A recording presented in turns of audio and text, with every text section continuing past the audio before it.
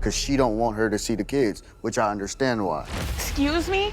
I raised my daughter. She was never in foster home. Would have been better. What? Do you have any idea how selfish that sounds? She can stay her way, I can stay my way. I want you to use your ears, not your mouth.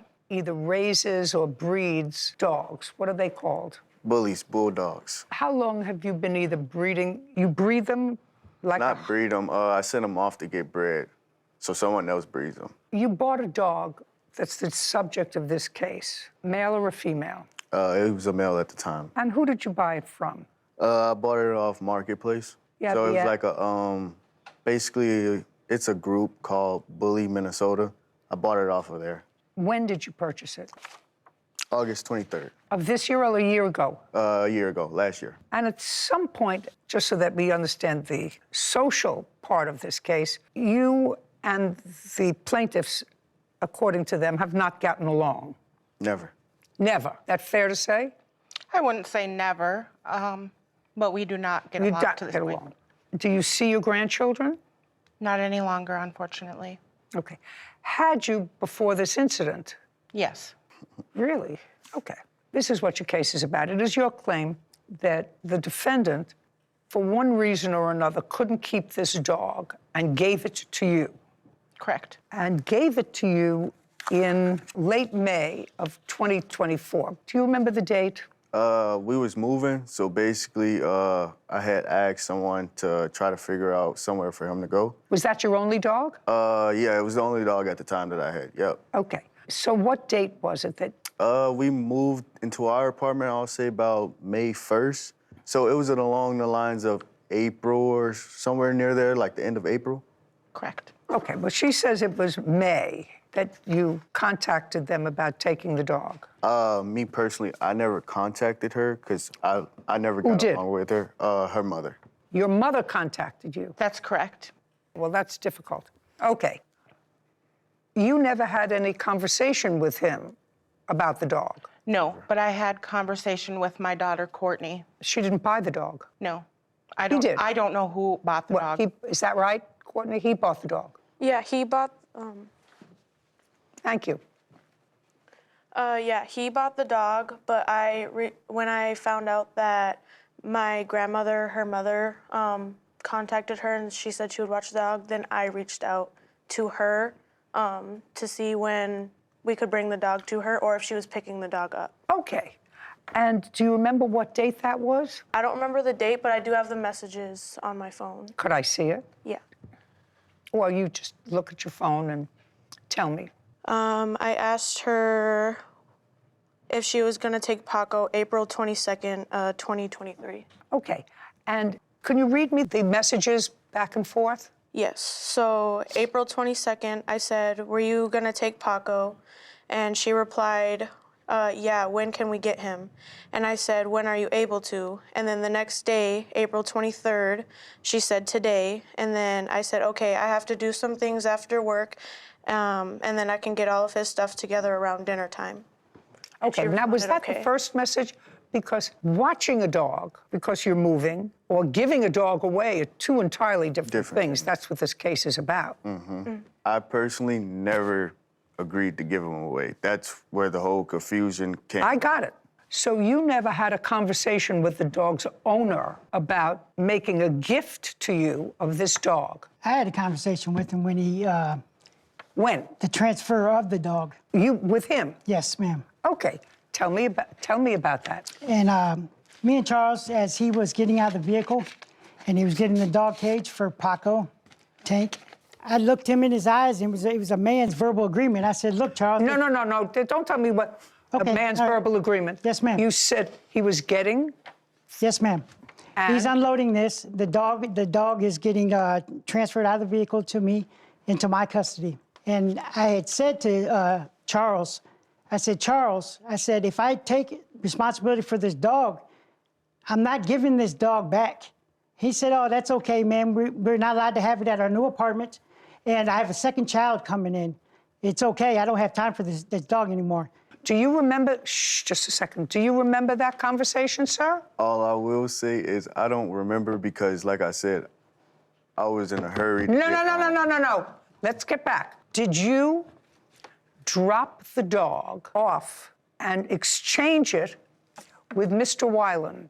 Yes, I did. Just a second. And now, and you know what the situation is now. He has just recounted to me that you said all the things. We can't have the dog in our new apartment. Courtney, is that correct? Just listen to me. That's a very simple question. Can you have the dog in your new apartment? No. And there was a second child coming along. Correct.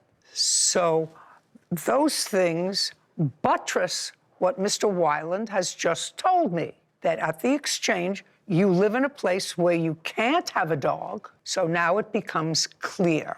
Mr. Garrett, Yes, ma'am. you see how things change? Things change from the time you walk into that door and the time you get a little information. So what appears to have happened was you took the dog, Yes, ma'am. and you had the dog for about a month and a half. Going About a 2.5. Maybe 2 months. And then, from what I read, so we'll cut to the chase, from what I read, your mother moved into the same apartment complex that they live in. In May, yep. And your mother, therefore, could have a dog.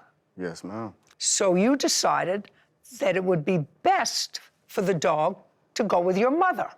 Yep, but the whole... Yeah, just a second. That's what this is about. So somehow the authorities got involved. Did authorities get involved? Yep. Yes, ma'am. The authorities got involved, transferred the dog back to you, and the Yep. dog with your mother now? The dog is sold. I don't want anything to even do with the dog. That's what I do. I sell them, I made them. Sell the puppies. Just a second. I want you to go slowly because I'm old. I got you. Sorry. You took the dog back to give to your mother. Is not an answer. Yes, ma'am. And then what happened to the dog after that? The dog, after that, Just a second. She's listening to you, and she's not going to say anything that's not true. yep. So you better. What happened to the dog after you gave it to your mother? Oh, he was living with my mom for about 2-3 months. 2 to 3 months. Yep. And then what happened? Well, she kept harassing my mom and walking their dog every time that we'll walk Paco. So basically, he's not sold, but I had gave him to my sister to watch until we move, because we'll be moving soon. I got you. Now I know exactly what happened. He did, in fact, say to you when he transferred the dog to you, and you were clear with him. You said, listen, I'm not taking responsibility. You have another dog. Yes, ma'am. Yes. I'm not taking responsibility for this dog because there's lots to do with a dog, unless this is going to be our dog. Yes. Because right now it's not clear. You don't have anything on your messages that said this is just, you're just watching the dog for us. Is that right? Not in those words, no. Right. Okay. So this is what your lawsuit is about. Your lawsuit says you want the value of the dog. Why? I'm just asking you why. You used to see, my problem is what he did was make you a gift, and then he took back the gift. Yes, you did. You made him a gift. I find that conversation took place. You may have changed your mind with your mother, and then you changed your mind with your sister, and your sister's going to have the dog for 3 months. Before you know it, this dog is going to be really, really screwed up, going from your house to their house, to your mother's house, to your sister's house, and then someplace, maybe back to your house. You shouldn't have a dog. That's what I do. You shouldn't have a dog. What do you think happens to a child within the first year of their life? At first, they go to live with one person, and they attach to that one person, and then 3 months later, you say, well, we're going to send you to another person, and they attach to that person because that's what they do. That's what children do. That's what dogs do. And then 3 months later, you take it and you say, nah, I think I'm going to give this one to my sister to watch for me for a while. And then they attach to yet a third person. And then when you finally decide to be responsible, you say, well, now we're moving to a new place. I'm not exactly sure when, but then we're going to take the dog back from my sister. You know how selfish that sounds? Do you have any idea how selfish that sounds? You have 2 children? Yeah. Can you imagine the scenario of your children going from one foster home to another every 3 months? Can you imagine what that would do to your child? That's what you've done to the dog. Kind of like her daughter. What? It's kind of like her daughter. That's what she did to her daughter. So, I mean, you can't really compare to that. I raised my daughter. She was never in foster home. Just a second. Okay. Would have been better. All right, there are reasons for everything. I would like to see you bought the dog, when you bought it, and how much you paid for it. Yep, that's right there.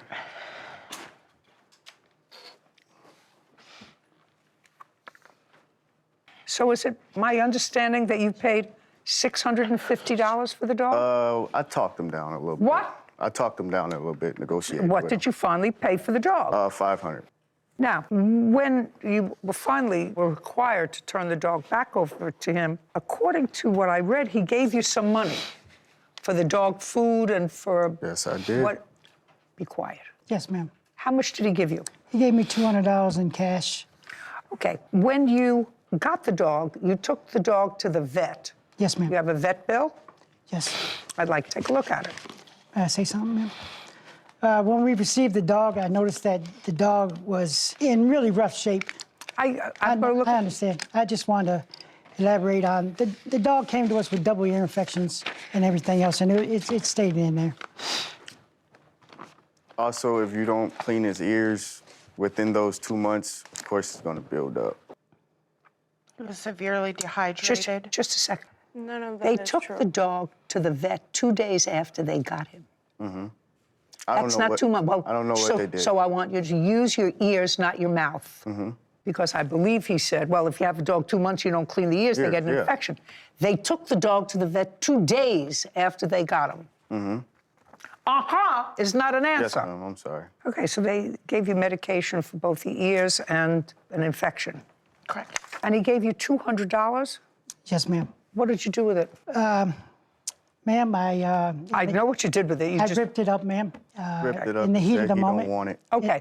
God, that's what it says in the paper. Yes, ma'am. But it needed to appear on the record. And that was for food.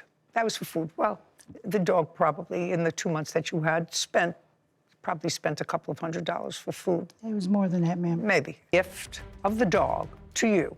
Yes, ma'am. There was a clear understanding between you personally and the defendant. I don't care about your daughter or your mother-in-law or your wife, but there was a clear understanding with you, to whom he turned over the dog, that this wasn't, I'm going to watch until you get ready. I'm going to take care of the dog, no givebacks. And his response to you that you outlined to me was totally consistent with the facts. They were moving into a place where they couldn't have dogs.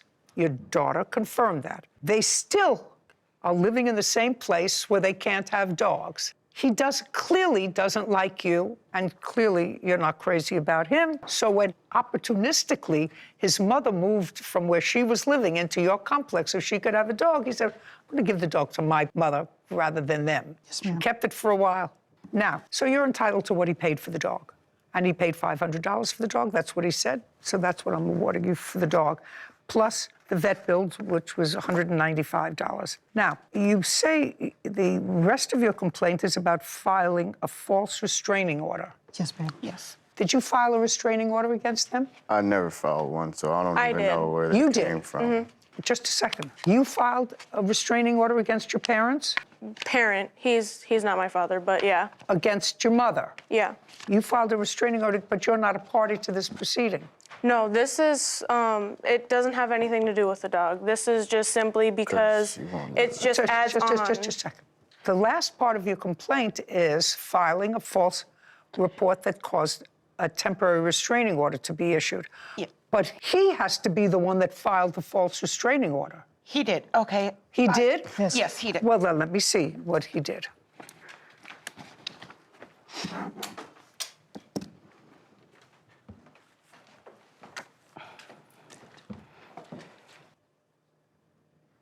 So what you're saying is you never filed a restraining order. Take a I look at worked this. too much to file one, so Take I a look at- know it wasn't me.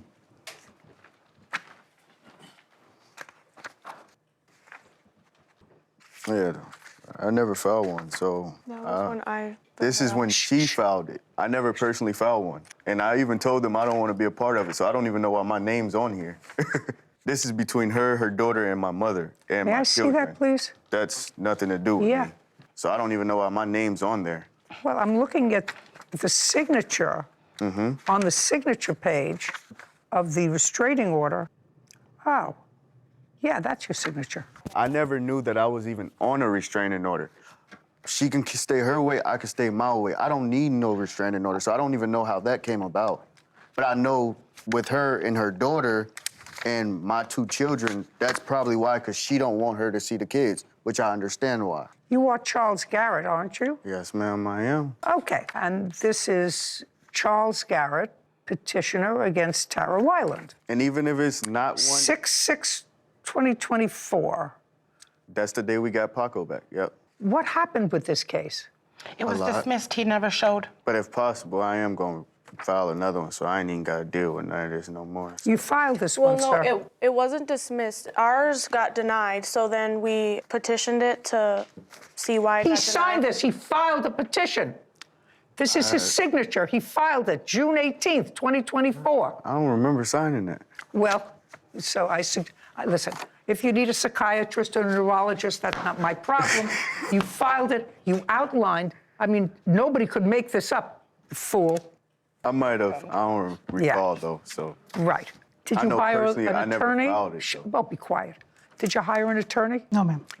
You just went to court, Yeah, and it was dismissed. He never showed up. correct. Okay. I had a restraining order that was placed on me that was supposed to be by my daughter, by his mother, and by him after I placed a restraining order only on his mother. And she was trespassed from my place of employment as well. It's And retaliation. so it was kind of retaliation, yeah. Whatever And it they is. were all dismissed. Whatever it on is. me. The $695 is for the dog because he did, in fact, give the dog to you, sir. I believe what you're saying to me. And I'm fining him $2,000 for filing a restraining order that he did clearly file several months ago that for some, uncross your arms, that for some reason or other now he doesn't remember Yes, and ma'am. denies ever doing. But he clearly did. Right, Courtney? Correct. Right. Okay, $2,695. Judgment for the plaintiff. We're finished here. Thank you, ma'am. This court is adjourned.